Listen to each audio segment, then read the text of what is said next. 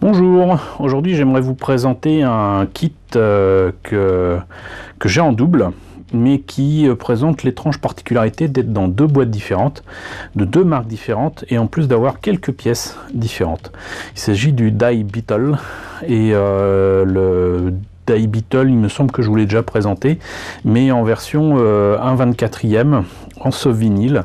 C'est un kit que j'avais eu plaisir à faire il y a des années, peut-être même presque 10 ans, et qui est fort sympathique, mais là il est au 1,35 et je l'ai en version Takara et en version SAK, S-A-K, au 1,35, et on va voir en détail ce que ça donne. Il y a une autre particularité aussi, c'est que comme vous voyez, mêmes illustrations, les couleurs sont un peu différentes, la présentation est très différente, mais en plus chez Takara il est noté numéro 7, et chez SAK il est noté numéro 8.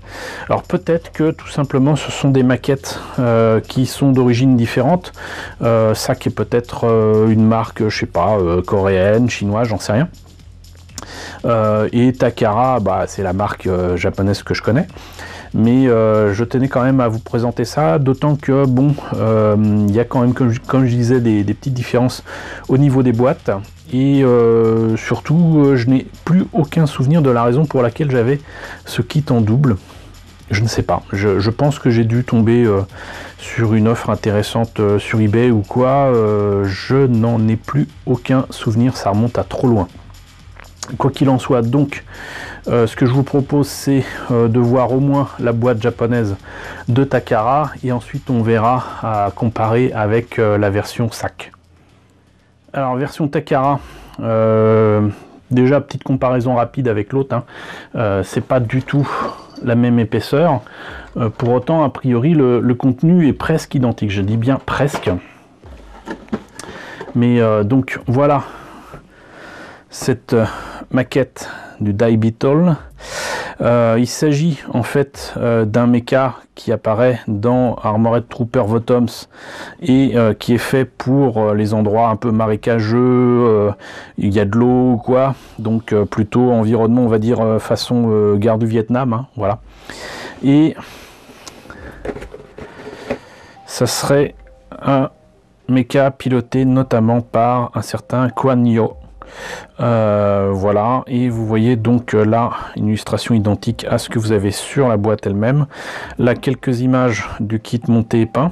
Notez bien la forme de, on va dire, de ces semelles qui servent de bouclier sur les jambes quand il ne s'en sert pas pour marcher dans un endroit marécageux.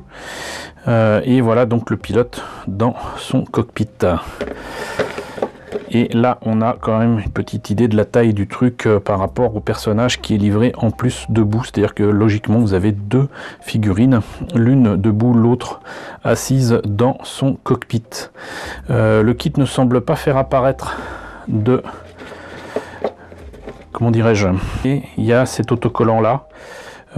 Qui semble indiquer que donc c'était vendu à l'époque, en tout cas si ça date bel et bien de 1983, et ça semble être le cas puisque là le prix est confirmé ici, mais il y a un code barre qui est rajouté en fait. C'était donc 1000 yens, donc ça fait à peu près dans les 8 euros, ce qui est tout à fait raisonnable. Et là on voit bien qu'il est écrit Made in Japan. Donc on a fait le tour de la boîte, on voit ce que ça donne à l'intérieur. Alors, comme les dernières fois, parfois on a des documents en couleur avec des versions couleur du mecha un peu différents. Le problème là, c'est que ces couleurs là sont vraiment très moches. Cette espèce de rouge orange avec du noir, bon, éventuellement pour un modèle d'exploration sous-marin peut-être, mais là non, là je dis non. Voilà, monsieur Okawara, je ne vous félicite pas là. Là vous avez donc le modèle monté et peint de base. Il est quand même un peu plus bulky, un peu plus fort dans ses formes et ses lignes que ma version en soft vinyle de Max Factory. Quoi qu'il en soit, donc là il y a j'imagine la liste des couleurs à prendre selon les différentes marques, et là vous avez donc la photo avec le gars dans son cockpit et les couleurs à mettre sur le pilote debout. Voilà. Et là un petit peu de pub concernant les autres collections. Et là, c'est pas forcément du Votom, c'est là, ça a l'air d'être du Dougram. Et là aussi. Et là, donc, en fait, c'était les autres maquettes de Votom, ce que je vous ai déjà, je pense, présenté pour certains. La notice en noir et blanc, toujours marqué Takara. On commence par le cockpit avec la version assise du pilote, version debout qu'on peut mettre en même temps. Comment dirais-je, l'intérieur de l'habitacle donc suit immédiatement avec donc carrément le bassin, où on note qu'il faut que les parties articulées soient un petit peu plus en arrière pour que les jambes évitent de se rentrer dedans, hein. On continue avec la tête qui est un petit peu articulée, c'est-à-dire qu'en fait les optiques tournent un peu comme les vieilles caméras des débuts de la télévision. Ensuite on attaque les jambes, les fameuses semelles boucliers qu'on peut mettre donc soit sous le pied soit devant. Ensuite on a on va dire les boucliers des bords de hanche, le cucu, ensuite les bras et ensuite le backpack et enfin l'arme. Et là c'est les pièces en présence. Et ça, c'est comment placer tous les très nombreux décalcos qui sont livrés avec. Là, nous avons donc les pièces, je vais peut-être éviter de le sortir, qui sont quand même pour l'époque pas si mal. Même le personnage, sincèrement, pour un kit de 1983, c'est pas mal du tout. C'est pas mal du tout. Et pour une fois, le personnage assis est pas trop mauvais. Les autres kits avaient quand même pas mal de défauts. On avait l'impression que des personnages qui étaient dans des positions vraiment très bizarres. Et donc là, nous avons le fameux habitacle avec des détails en creux quand même, ça c'est pas mal. Et ici, donc les décalcos, les pieds, les genoux. Et c'est là que le bas blesse, les semelles ici, là voilà. On vérifiera tout à l'heure si c'est la même chose avec l'autre, mais il me semble qu'il n'y a pas nécessairement ces détails là. En tout cas moi j'avais pas ça sur le soft vinyle, mais là tout d'un coup je me rends compte que si ça se trouve ce que j'ai pris comme des pièces différentes était en fait tout simplement dans le mauvais sens. Mais voilà, donc voilà pour cette version Takara. On va comparer maintenant avec la version sac. Alors la version sac, comme je le disais tout à l'heure, est beaucoup plus mince. On a par contre plus d'images puisque cette image là elle n'y était pas dans l'autre kit. Pareil celle-là, on l'a pas. Il ne semble pas non plus que celle-ci on les ait. Je ne me rappelle pas. Voilà. C'est assez bizarre. Là, c'est à 600 yens, ce qui est encore moins cher que 1000 yens, hein, forcément. Donc, ça fait quand même dans les 4 euros. Mais est-ce 600 yens? Est-ce que c'est une autre monnaie? Je ne sais pas. Et là, ça m'a l'air d'être un prix italien. Je l'ai peut-être acheté sur le stand italien que j'avais l'habitude de voir au salon de la maquette. Et c'était donc 28 000 lire. Peut-être. Peut-être, hein, sincèrement, j'en ai aucun souvenir.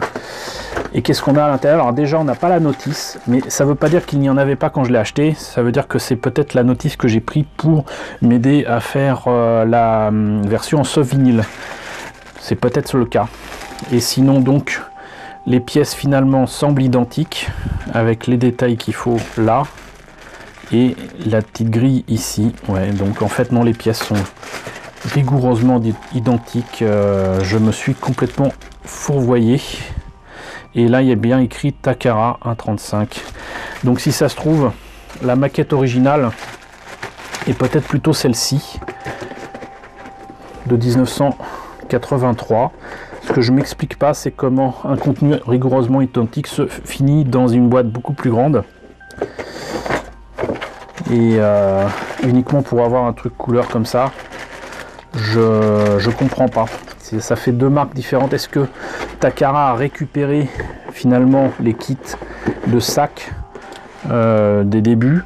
C'est possible, c'est tout à fait possible, mais on se retrouve quand même avec un kit qui était à 600 yens, qui se retrouve à 1000 yens. Donc c'est étonnant. D'habitude, pour ces kits-là, moi je sais qu'il y avait des différences de prix quand il y avait des pièces supplémentaires. Notamment, j'ai des kits du Scopedog qui permettent de faire une version améliorée avec des pièces en résine supplémentaires qui forcément ajoutaient au prix. Et je crois que je vous en ai présenté un comme ça. Je mettrai le lien ici si c'est le cas. Mais là, du coup, je suis dubitatif. Parce que du coup, j'ai deux kits à la fois équivalents et différents du Die Beetle. J'en suis ravi quand même, puisque de toute façon, ça reste un méca de base de l'univers de Votoms. Mais il reste que c'est quand même assez étonnant d'avoir un kit plus petit pour la boîte à 600 yens d'un côté et plus grand à 1000 yens de l'autre. C'est vraiment très étrange. Voilà, bah écoutez, ce fut donc l'occasion de vous présenter un kit de Votoms. Il y a longtemps que je ne l'avais pas fait. Rassurez-vous, j'en ai encore plein à vous montrer. Donc bah écoutez, j'espère en tout cas que cette présentation vous aura quand même intéressé. N'hésitez pas à me dire ce qu'il en est dans la section commentaires. N'hésitez pas à liker, n'hésitez pas à partager, n'hésitez pas à vous abonner si ce n'est pas déjà le cas. Coucou aux nombreux abonnés qui nous ont rejoints ces derniers temps. Coucou aux grands anciens qui me suivent depuis bientôt 4 ans. Merci à tous de votre fidélité, merci à tous surtout de votre soutien. Je vous laisse avec le générique de fin avec les contributeurs de la chaîne. Et je vous dis donc à très bientôt, logiquement, pour la présentation de nouvelles maquettes Votoms.